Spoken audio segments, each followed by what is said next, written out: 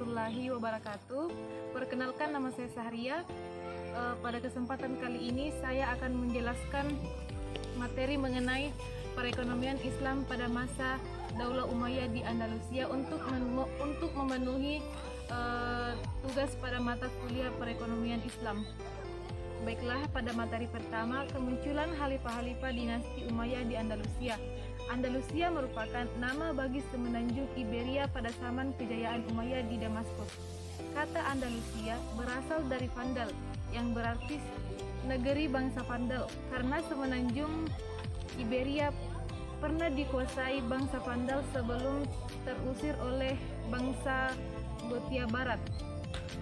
Kemunculan dinasti Umayyah di Andalusia secara spesifik dimulai dari lolosnya salah seorang anggota keturunan Bani Umayyah bernama Abdurrahman dari kepungan pasukan Bani Abbasiyah yang berhasil melakukan revolusi berdarah, menumbangkan dan mengakhiri kekuasaan dinasti Umayyah di Damaskus yang sudah berkuasa selama 90 tahun.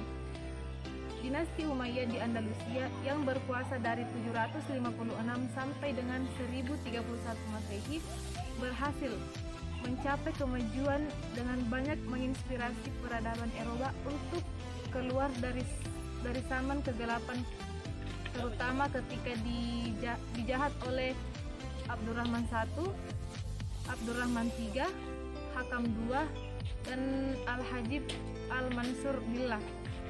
Baiklah, pada materi kedua, kebijakan Khalifah Umayyah di Andalusia. Yang pertama ada Abdurrahman I, Abdurrahman bin Muawiyah bin Hisyam bin Abdul Al-Malik bin Marwan atau Abdurrahman I merupakan anggota terakhir dari dinasti Umayyah yang masih hidup. Melarikan diri dari Damaskus dan melarikan diri ke Spanyol dan mendirikan dinasti Umayyah di sana. Beliau wafat pada tahun 788 Masehi dalam usia 59 tahun dan dimakamkan di Istana Cordova. Berbagai kebijakan strategis Abdurrahman I selama berkuasa antara lain memindahkan ibu kota dari Toledo ke Cordova, membagi pemerintahan dalam 3 yaitu yudikatif, perpajakan, dan sipil. Menjadikan Cordova sebagai pusat ibu kota, pusat ilmu dan kebudayaan, serta terhindar dari serangan musuh. Abdurrahman membangun benteng di sekeliling kota di istananya. Pemikir yang kedua yaitu Abdurrahman III. Abdurrahman III bergelar Al-Khalifah An-Nasir Dinillah, berarti Khalifah penolong agama Allah, adalah penguasa paling berpengaruh di dinasti Umayyah pada Andalusia. Memerintah sangat lama, yaitu 49 tahun, dari tahun 912 sampai 961 Masehi. Beliau meninggal dunia pada bulan Oktober 961 Masehi atau bertepatan bulan Ramadan tahun 350 Hijriah pada usia 72 tahun. Kebijakan-kebijakan penting yang dibuat Abdurrahman III yang sangat berpengaruh terhadap perekonomian dinasti Umayyah antara lain: pertama, mencetak koin emas sebagai alat transaksi yang sah setelah putus dari kekuasaan Abbasiyah. Kedua, membangun kota satelit dengan nama salah seorang selinya, yaitu Al-Sahra, di sebuah bukit di pegunungan Sierra Morena. Kebijakan ketiga dari Abdurrahman III ini yaitu membangun jembatan Cordova yang terletak di atas sungai Al-Wadi Al-Kabir atau lembah besar dengan nama Kondok Al-Dar atau jembatan massa. Jembatan ini diperuntukkan sebagai sarana memudahkan aktivitas sosial dan ekonomi masyarakat. Keempat, untuk memenuhi kebutuhan air, karena Wali Al-Kabir yang mengaliri Al-Sahra dan Cordova pada musim kemarau airnya tidak bisa diminum karena tercemar. Yang ketiga yaitu Al-Hakam II. Al-Hakam II ini berkuasa pada tahun 961 sampai dengan 976 Masehi dan meninggal dunia pada tanggal 1 Oktober 967 Masehi. Beliau adalah penguasa adil, bijak dan penuh pengertian, menjalankan ajaran agama dengan ketat. Dia memaksakan ajaran sunnah di seluruh wilayah kekuasaannya.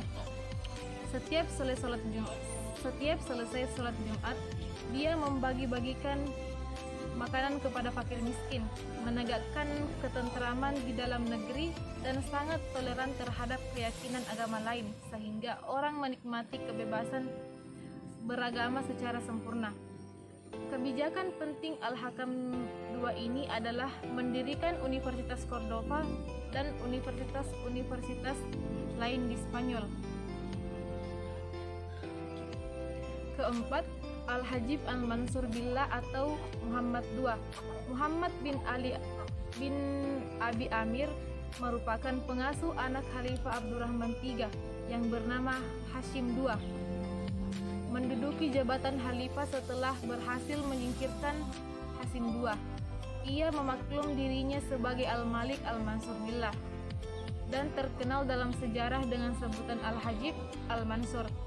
Kebijakan penting Al-Mansur adalah menyingkirkan pangeran-pangeran dinasti Umayyah di pemuka-pemuka suku yang berpengaruh. Ia membentuk polisi rahasia yang terdiri dari orang-orang barbar dan Nasrani dari Leon, Castilla dan Navarre. Sedangkan tentara khalifah sebelumnya yang terdiri dari orang-orang Slavia dibubarkan. Konsekuensinya negara aman dan tidak pernah ada gangguan-gangguan selama pemerintahannya. Tidak sampai di sana, Al-Mansur menyokong ilmu pengetahuan, kesenian, dan kebudayaan, serta mendorong bagi setiap perkembangan cabang dan ilmu pengetahuan. Sehingga istananya ramai dikunjungi para sarjana dan cendekiawan dari berbagai negara. Adapun faktor kemajuan ekonomi dinasti Umayyah di Andalusia, yang pertama yaitu lembaga-lembaga pemerintahan yang independen. Pada masa dinasti Umayyah, terdapat lembaga-lembaga pemerintahan yang dibentuk amir atau khalifah seperti hajib, wasir, dan sahib. Hajib adalah seorang kepercayaan dan bertanggung jawab penuh kepada amir atau khalifah. Wasir ini berfungsi sebagai tiang penyangga penyelenggara negara. Hasib yang mengurusi bidang ekonomi seperti sahib al-syurlah, yaitu mengurusi keamanan dan ketertiban sosial. Yang kedua itu Cordova sebagai pusat bisnis dan ilmu pengetahuan. Ketika Abdurrahman I tampil sebagai pemimpin dinasti Umayyah di Andalusia, langkah penting dibuatnya adalah memindahkan pusat ibu kota dari negara Toledo ke Cordova. Abdurrahman I mempercantik Cordova dengan istana, taman-taman hiburan dan masjid-masjid megah, permukiman, pemandian umum, dan pasar, dan dilanjutkan pembangunannya oleh khalifah-khalifah sepeninggalnya. Faktor kemajuan yang ketiga pada masa dinasti Umayyah di Andalusia ini yaitu reformasi agraria dan pembukaan pasar khusus.